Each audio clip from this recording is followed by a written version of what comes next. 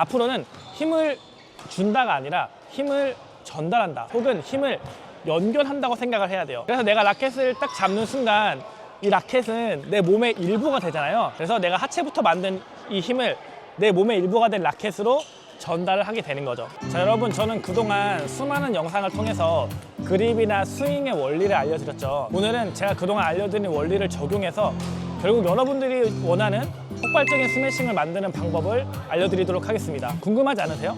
나보다 약해 보이는 여자 선수들이 나보다 훨씬 강한 임팩트를 만들어내는 방법, 뭔가 이유가 있을 것 같지 않나요? 이 영상에 나오는 개념만 이해하시면 앞으로 여러분들이 배드민턴 치는 데 있어서 정말 큰 깨달음을 얻어갈 거라고 저는 확신합니다. 많은 동호인 분들이 스매싱이나 클리어를 칠 때 힘을 빼지 못해서 고생을 하죠. 오죽하면은 힘 빼는 데만 10년이 걸린다는 말이 있을 정도로 힘 빼는 게 되게 어렵습니다. 근데 그것은 다 잘못된 오해에서부터 비롯된다고 저는 생각을 해요. 배드민턴 스윙은 힘을 주는 것이 아니라 힘을 전달해야 돼요. 즉, 강한 스매싱은 팔 힘으로 치는 것이 아니라 몸에서 만들어진 힘을 이 라켓으로 전달하는 과정이거든요. 그래서 배드민턴 선수들을 보면은 평생을 강한 스매싱을 막 때리고 평생을 배드민턴을 치는데 팔이 막 이렇게 엄청 굵고 큰 선수들이 많이 없잖아요. 배드민턴 선수들은 단순하게 이 팔 근육만으로 치는 것이 아니라 몸 전체의 협응과 전달 구조로 강한 스매싱을 만들게 되는 거예요. 제가 조금 더 직관적으로 이해를 시켜드릴게요. 힘을 주는 거는 이렇게 주먹을 꽉 강하게 접을까요? 주먹을 쫙 줬을 때 이거는 힘을 주는 거예요. 근데 우리가 스매싱을 할 때 이렇게 힘을 이렇게 주면은 오히려 힘 전달이 안 되죠. 근육이 경직되고 동작이 제한됩니다. 근데 아쉽게도 동호인분들은 대부분 힘을 주먹을 쥐듯이 이렇게 힘을 사용해요. 그래서 힘 빼라는 말을 많이 듣는 거예요. 앞으로는 힘을 준다가 아니라 힘을 전달한다 혹은 힘을 연결한다고 생각을 해야 돼요. 하체와 몸은 힘을 만들고 팔은 그 힘을 전달하는 전달자, 그리고 라켓은 그 힘을 받는 종착점이라고 생각을 해야 돼요. 힘을 만들고 힘을 전달하고 힘을 받는다, 이런 느낌으로 생각을 바꿔야 됩니다. 그래서 내가 라켓을 딱 잡는 순간 이 라켓은 내 몸의 일부가 되잖아요. 그래서 내가 하체부터 만든 이 힘을 내 몸의 일부가 된 라켓으로 전달을 하게 되는 거죠. 조금 개념이 잡히나요? 이 개념을 이제 조금 더 자세하게 설명드려 보도록 하겠습니다. 이 개념은 제가 이 영상에서도 설명을 했는데, 배드민턴 스윙은 보통 몸 중심에 가까운 큰 부위에서 시작된 움직임이 순차적으로 바깥으로 이어지면서 라켓 헤드 속도를 만들어내요. 즉, 내 몸의 중심에서 가장 가까운 골반과 몸통에서 중간 단계인 어깨와 팔꿈치를 거쳐서 가장 먼 손목과 라켓으로 가속하면서 에너지가 전달이 되거든요. 스윙이 약하신 분들은 이 원리를 모르고 팔을 강하게 그리고 그냥 빨리 휘두르면 된다고 생각하는데, 그 반대예요. 이 팔만 강하게 빠르게 하는 이 스윙은 어깨나 이 엘보 이런 데 부담만 커지게 되거든요. 그래서 만약에 스윙을 있는 힘껏 하는데 임팩트는 약하고 어깨가 아프다면은 이 하체에서 전달되는 힘을 라켓에 순차적으로 전달하는 방법을 연습하셔야 돼요. 그래서 강한 스윙을 위해 처음에 필요한 것은 힘을 주는 것이 아니라 힘을 전달하는 순서를 이해하고 그 구조를 만드는 것이 더 중요한 거죠. 그래서 처음에는 스윙이 약하더라도 이 순서대로 가속하는 방법을 익혀야 돼요. 하체, 상체, 어깨, 팔꿈치, 손목, 이 순서대로 가속하는 방법을 익히고 그 구조대로 연습을 하셔야 되는 거죠. 이 방법에 따라서 훈련하는 훈련법도 영상 마지막에 간단하게 소개할 테니까 영상을 끝까지 봐주세요. 혼자서 훈련할 수 있게 제가 도와드릴게요. 그래서 배드민턴 스윙은 망치와 채찍을 생각하면 이해하기 쉬울 것 같아요. 망치는 처음이 가장 세고 채찍은 마지막이 가장 빠르거든요. 배드민턴은 팔 힘으로 한 번에 휘두르는 망치질을 하는 것이 아니라 끝부분이 가속되는 채찍질을 통해서 하는 거라는 거 꼭 기억하셔야 돼요. 사실 이 개념은 순차적 가속 그리고 각 운동량의 전이에 관련된 내용인데, 이 내용은 제가 너무나 많이 설명을 해서 이 영상에서는 생략하고 가도록 하겠습니다. 제가 이제 레슨을 하면은 정말 자주 받는 질문 중에 하나가, 코치님, 얼마나 연습을 해야지 제가 그런 스윙을 할 수 있을까요? 저는 언제쯤 올바른 스윙을 하게 될까요? 이런 질문 진짜 많이 받거든요. 근데 이 질문에 대한 답을 하기 위해서 한 가지 개념을 간략하게 소개할게요. 우리 몸은 수많은 근육과 관절로 이루어져 있어요. 너무나 많아서 그것을 효율적으로 통제할 수가 있어야 되거든요. 선택지가 수백 가지라서 필요한 부분만 딱 사용을 해야 되는데, 익숙하지 않은 동작을 우리가 처음에 배우게 되면은 필요한 움직임만 쓰는 것이 아니라 여러 부위에 불필요한 긴장이 동시에 들어가기 쉬워요. 그러면은 움직임이 복잡해지고 힘을 언제 어디서 써야 되는지 모르게 돼요. 예를 들어서 우리가 리모컨을 누르는데 버튼이 너무 많으면은 빠르게 버튼을 누르지 못하는 것처럼, 우리 몸은 움직일 수 있는 방법이 너무나 많아서 그걸 효율적으로 통제하기가 어려운 거예요. 그래서 우리는 처음에 어떤 동작을 배울 때 동작을 줄이고 단순화하는 것이 필요해요. 처음에는 동작을 줄이고 단순화하고, 그리고 그것이 익숙해지면은 다시 필요한 움직임을 자연스럽게 확장을 할 수 있어야 됩니다. 그래서 제가 많이 강조하잖아요.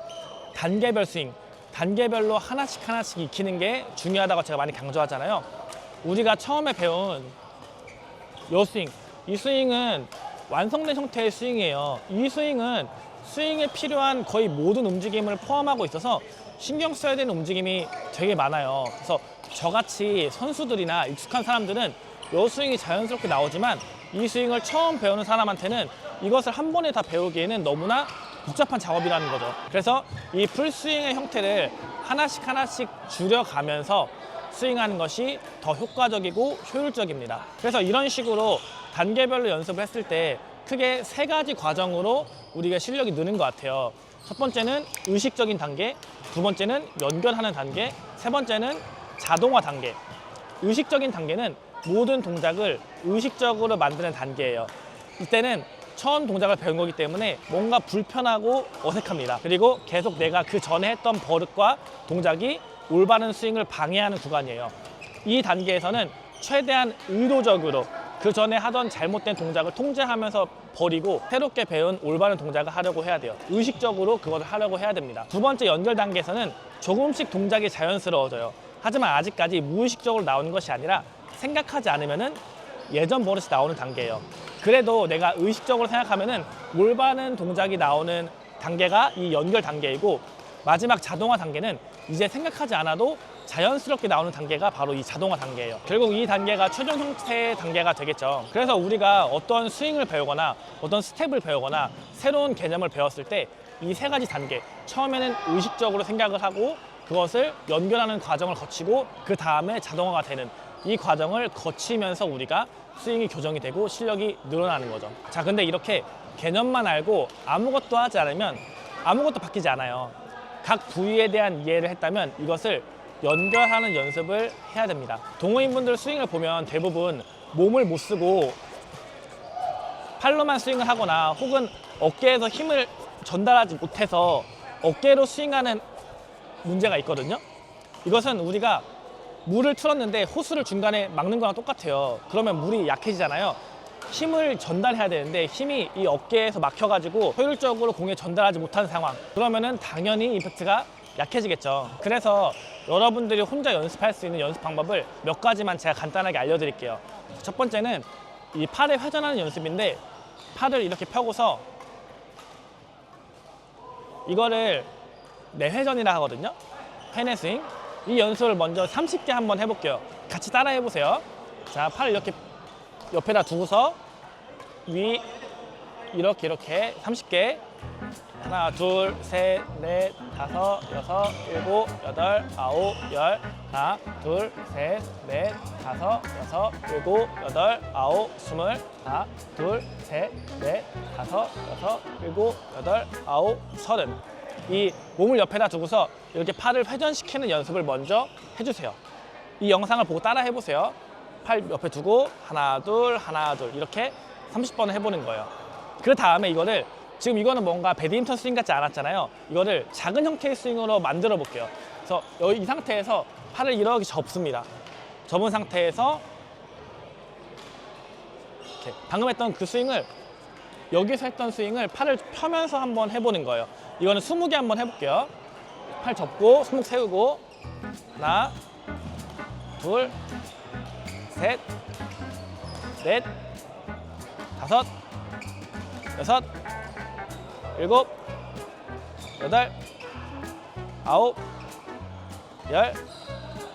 하나, 둘, 셋, 넷, 다섯, 여섯, 일곱, 여덟, 아홉, 스물. 그래서 아까 처음에 했던 이 회전을 이제 팔을 접었다가 피면서 그 회전을 한다라고 생각하시면 돼요. 그래서 스윙을 위에서 이렇게 하는 게 아니라 좀 옆에서 하는 연습을 해도 괜찮거든요. 옆에서 한번 따라 해보세요. 이번에는 방금 전에 여기서 멈췄던 스윙을 빨리 팔을 갖고 오는 것까지. 그래서 치고 바로 갖고 오는 거. 여기까지 팔꿈치가 뻗어지고 다시 팔꿈치가 붙어오는 여기까지 한번 연습을 해볼게요. 근데 이것도 20개. 하나, 스윙하고 둘, 셋, 넷, 다섯, 여섯, 일곱, 여덟, 아홉, 열. 하나, 둘, 셋, 넷, 다섯, 여섯, 일곱, 여덟, 아홉, 스물. 자, 이거 연습하실 때 주의사항이 많은 분들이 이렇게 손을 탁 고정시키고 다시 갖고 와야 되는데 이렇게 손이 많이 이동하는 경우가 있거든요. 이거는 내가 어깨를 쓰고 있다는 거를 반증하는 거예요. 이런 거. 그래서 아까 전에 여기서 이렇게 처음 스윙 했을 때 손이 고정된 상태에서 스윙을 했잖아요. 이것처럼 고정시키고 스윙, 그 다음에 갖고 오는 거. 그래서 이 라켓 헤드의 가속을 시킨다라고 생각하고서 이렇게 연습을 해주시면 됩니다. 자, 이제 발을 이렇게 서 있는 상태에서 이렇게 바꿀 거예요. 이렇게 바꾼 다음에 테이크백 동작을 하고 그 다음에 이렇게 여기까지만 한번 해볼 거예요. 이때 이 왼팔의 역할이 되게 중요한데 우리가 스매싱을 때릴 때 이 왼팔은 몸의 균형과 회전을 만드는 데 되게 중요한 역할을 해요. 아까 설명드린 것처럼 우리 몸은 회전을 하게 되면은 스매싱 때릴 때 무조건 왼쪽으로 눕게 되거든요. 이렇게 서서 스매싱 때리는 사람 없어요. 무조건 이렇게 회전이 되기 때문에 왼쪽으로 눕게 됩니다. 근데 이때 왼팔이 이 우리가 회전하는 방향에 반대 방향으로 회전을 그려줘야 몸에 밸런스가 잡히면서 균형이 잡히거든요. 그래서 그 연습을 해볼 거예요. 왼팔을 펴주고 가슴을 열고 갖고 들어오는 연습.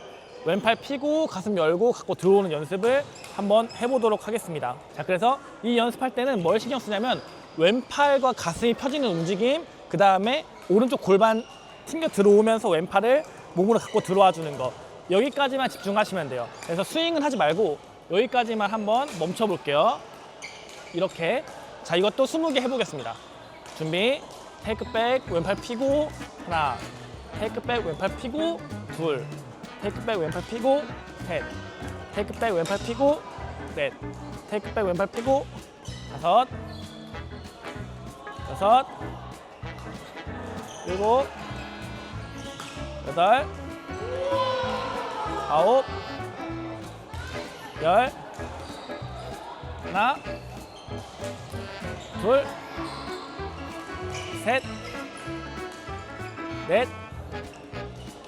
다섯, 여섯, 일곱, 여덟, 아홉, 스물. 그래서 우리가 처음에는 요 회전부터 이 스윙, 그 다음에 요 스윙, 그 다음에 테이크백까지 했어요. 이제 방금 오른팔로 했던 연습과 방금 전에 했던 요걸 합치면은 이런 스윙이 만들어지거든요. 이런 스윙, 테이크백 갖고 들어오고 스윙 갖고 들어오고. 그래서 몸이 살짝 왼쪽으로 기울어지면서 스윙 갖고 들어오기. 이런 식으로 연습을 해볼 거예요. 자, 그럼 풀스윙 형태 한번 해볼까요? 이거는 15개만 하도록 하겠습니다. 준비. 테이크백 왼팔 갖고 들어오고 스윙. 하나, 둘, 셋, 넷, 다섯, 여섯, 일곱, 여덟, 아홉, 열. 하나, 둘, 셋, 넷, 다섯. 자, 그래서 우리가 단계별로 연습을 해오면서 그 전 단계에 있는 것들을 생략하지 말고